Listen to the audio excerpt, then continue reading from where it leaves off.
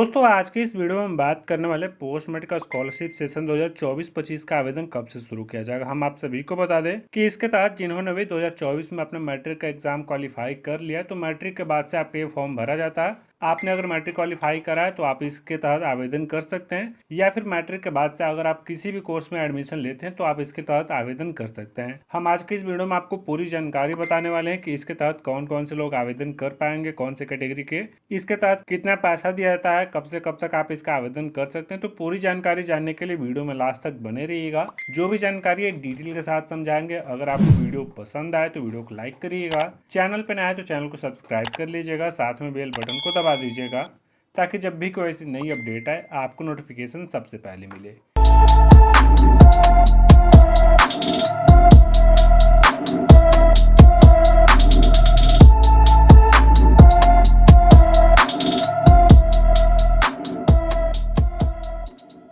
चलिए वीडियो को शुरू करते हैं। तो दोस्तों हम आपको इस वीडियो के माध्यम से एक एक करके पूरी जानकारी बताएंगे। सबसे पहले हम ये जान लेते हैं कि पोस्ट मेट का स्कॉलरशिप क्या है, यानी कि इसके तहत कौन कौन से लोग आवेदन कर सकते हैं या फिर ये योजना किस लिए शुरू की गई थी। तो हम आप सभी को बता दें कि पोस्ट मेट का स्कॉलरशिप के तहत मैट्रिक के बाद यानी कि 10वीं की एग्जाम क्वालिफाई करने के बाद जो भी छात्र अपना आगे की पढ़ाई करते हैं वो सभी यहाँ पे ऑनलाइन आवेदन कर सकते हैं। आवेदन इसलिए करना रहता है ताकि जो भी आपको एडमिशन का खर्च लग रहा है आप उसे छात्रवृत्ति के तौर पर यहाँ पे प्राप्त कर सके। इसका हिंदी में हम प्रवेशोत्तर छात्रवृत्ति भी कहते हैं, यानी कि जब आप किसी भी कोर्स में एडमिशन लेते हैं, प्रवेश करते हैं, तब आप यहाँ पे आवेदन करेंगे और आपको प्रवेश करते वक्त जो भी खर्च लगता है वो आपको वापस किया जाता है। और इस योजना के तहत जनरल कैटेगरी को छोड़ के सभी कैटेगरी के लोग आवेदन कर सकते हैं। जी हाँ दोस्तों, बीसी, ईबीसी, एससी, एसटी सभी कैटेगरी के लोग यहाँ पे आवेदन कर सकते हैं सिवाय जनरल को छोड़ के। इस योजना के तहत मेल फीमेल दोनों कैंडिडेट्स को लाभ दिया जाता है। तो आपको बस कैटेगरी का ध्यान रखना है, मेल फीमेल है आप ये आवेदन कर सकते हैं। और आवेदन करने के बाद आपको कितना पैसा दिया जाए इसके बारे में अगर हम आपको समझा दें तो यहाँ पे आप जब आवेदन करेंगे तो आपसे यहाँ पे एक फी रिसिप्ट आपसे अपलोड कराया जाता है, जो कि आपको आपके कॉलेज से प्राप्त होता है। यानी कि आपके कॉलेज से आपको एक फी रिसिप्ट प्राप्त होता है जिसे आप यहाँ पे अपलोड करते हैं, और आपके फी रिसिप्ट पे जितना भी अमाउंट लिखा रहता है, यानी कि आपके फी रिसिप्ट पे जितना पैसा लिखा रहता है आपको यहाँ पे स्कॉलरशिप के तौर पे दिया जाता है।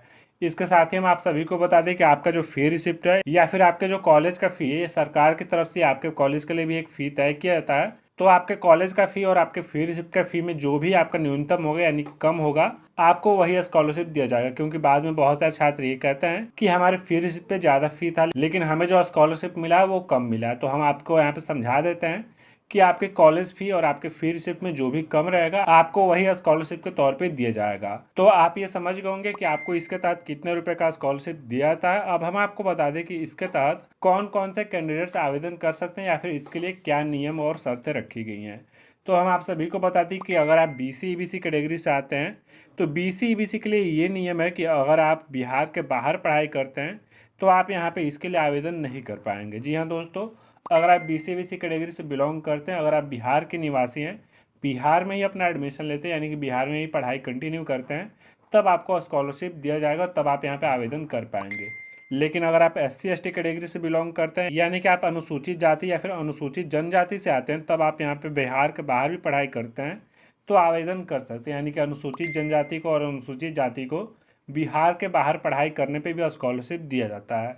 अब हमें नहीं पता कि ऐसा क्यों रखा गया, लेकिन एससी एसटी को बिहार के बाहर पढ़ाई करने पे भी स्कॉलरशिप मिलेगा और बीसी को बिहार के बाहर पढ़ाई करने पे नहीं मिलेगा।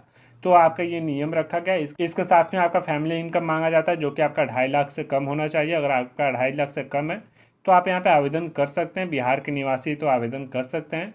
आप न्यूनतम मैट्रिक पास कर लिए हैं, मैट्रिक के बाद किसी भी कोर्स में एडमिशन लेते हैं तो आप यहाँ पे आवेदन कर सकते हैं। तो पोस्ट मैट्रिक स्कॉलरशिप के तहत इन सभी चीज़ों को फॉलो किया जाता है। अगर आप इन सभी चीज़ों को कंप्लीट कर लेते हैं यानी कि इन सभी चीज़ों को पार कर लेते हैं, आप योग्य हैं, तो आप यहाँ पे आवेदन कर पाएंगे। अगर आप इन सभी चीज़ों को पूरा नहीं कर पाते हैं तो आप यहाँ पे आवेदन नहीं कर पाएंगे। हमने आपको यहाँ पे पूरी जानकारी बताई है कि पोस्ट मैट्रिक स्कॉलरशिप के तहत कौन कौन से लोग आवेदन कर सकते हैं, कितना स्कॉलरशिप दिया जाता है या फिर इसके लिए क्या नियम और शर्तें रखी गई हैं।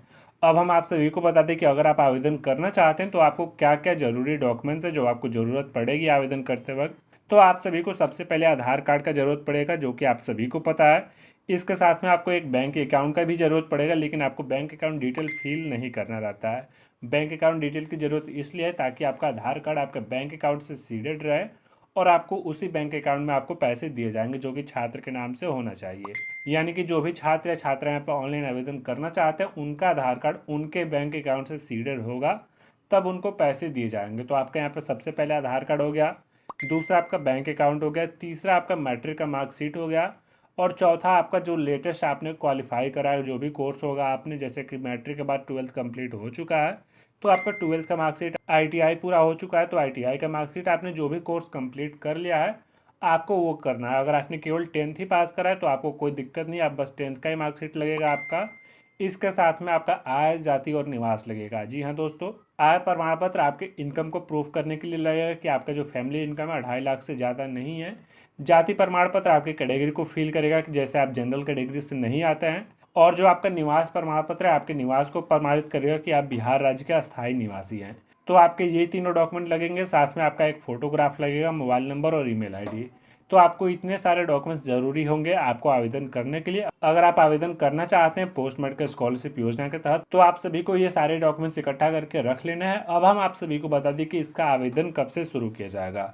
तो अगर हम आपको इसके आवेदन तिथि के बारे में बता दें तो इसका आवेदन जुलाई या फिर अगस्त महीने में शुरू किया था। अभी क्या है कि आपका एडमिशन शुरू होगा, आप एडमिशन लीजिएगा तो एडमिशन के बाद ही आपका यहाँ पर ऑनलाइन फॉर्म स्टार्ट किया जाता है।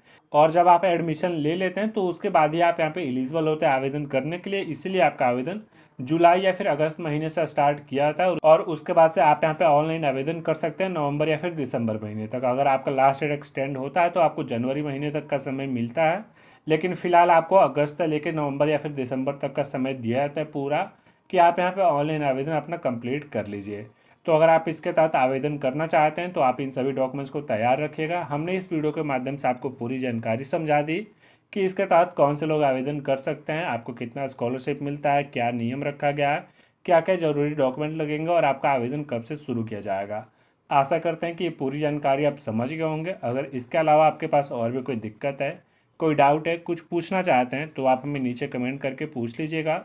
इसके साथ ही अगर आपको वीडियो पसंद आए तो वीडियो को लाइक करिएगा, चैनल पर नया है तो चैनल को सब्सक्राइब कर लीजिएगा, साथ में बेल बटन को दबा दीजिएगा ताकि जब भी कोई नई अपडेट आए आपको नोटिफिकेशन सबसे पहले मिले।